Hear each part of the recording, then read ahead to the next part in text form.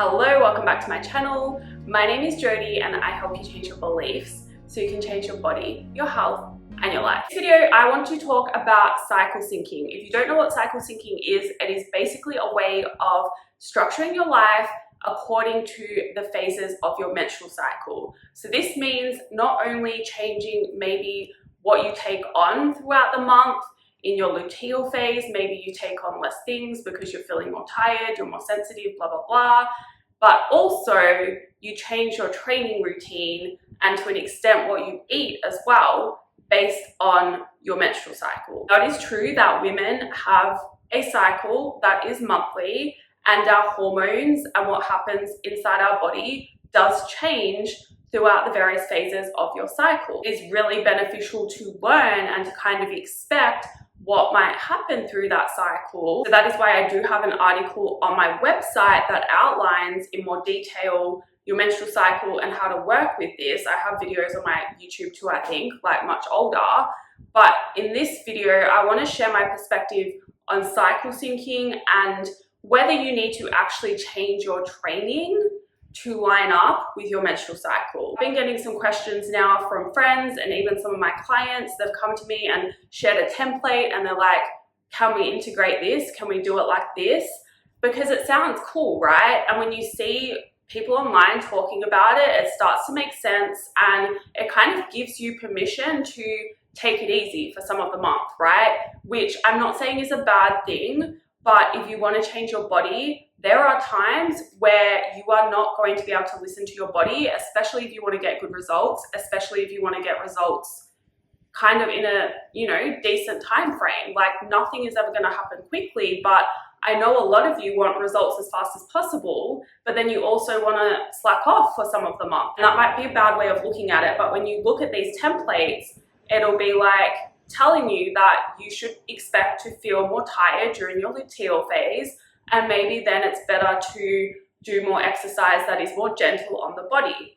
Now, if you have a goal to build muscle, lose body fat, any of that, lose weight, improve your health even, yes, it is important to listen to the body, but if you take a week off or 2 weeks off every month, that's 12 weeks or more of the year that you are not going to be making progress towards your goals. You're pretty much delaying things, right? The process is already slow. You're just going to make it slower by mixing things up. I do not recommend mixing things up.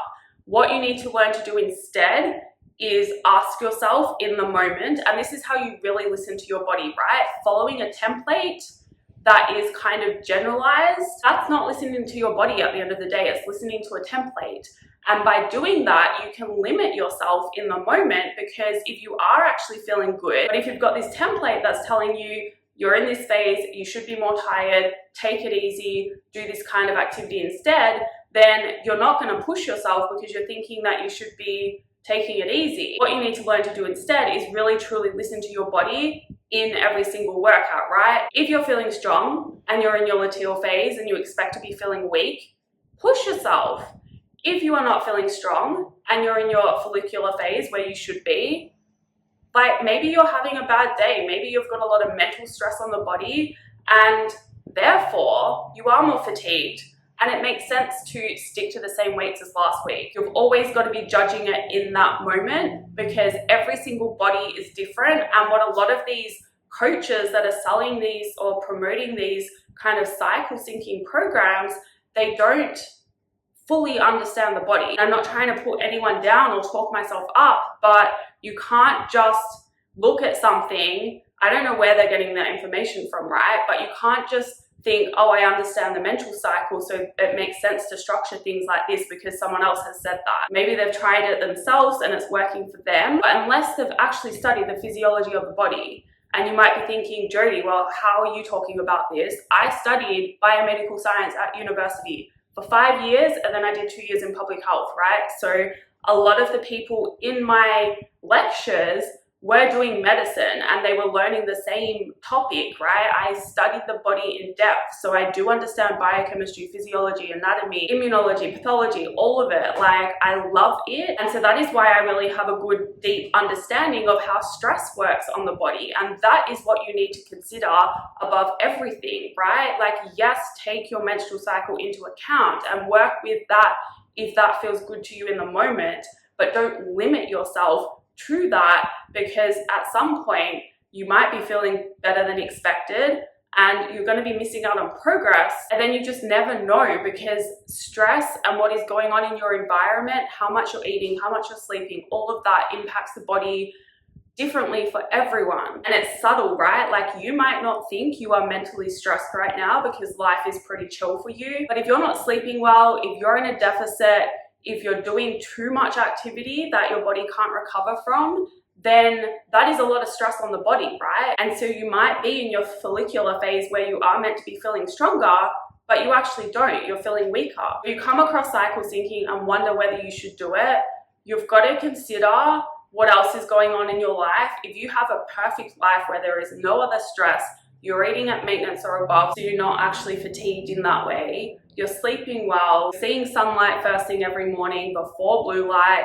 If you start to look into the blue light stuff as well, that's a whole nother story of how that impacts your body in terms of stress and your health. There's just so many things to consider, and that's what you have to learn to do, rather than just focusing on one trendy thing and applying that and then potentially missing out on progress that you could be making. And part of this journey as well is learning what your individual body is capable of recovering from. And then through that, you start to learn when to really push it, even if you're not feeling your best, and when to kind of take a step back. At the end of the day, you do need some stress on the body to change it. A calorie deficit is a stress on the body. Weight training, a stress on the body. That creates the change when you adapt to that stress.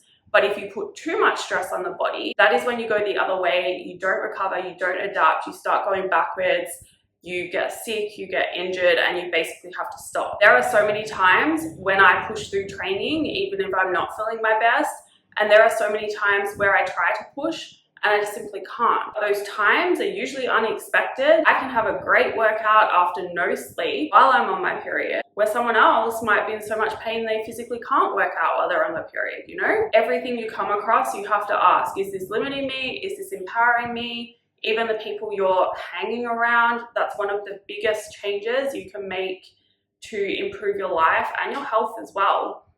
Hang around people that actually empower you rather than pull you down. That might mean letting go of some people in your life that you think are important to you. That's going to make space for more of those empowering people to come into your life, and then just watch where you go. Wait, we're going down a tangent now. That is all for this video. Thank you for watching. If you liked it, please like it. If you'd like to see more, please subscribe. If you have any questions, feel free to send me an email. I put that in the description box, and I will see you in the next video.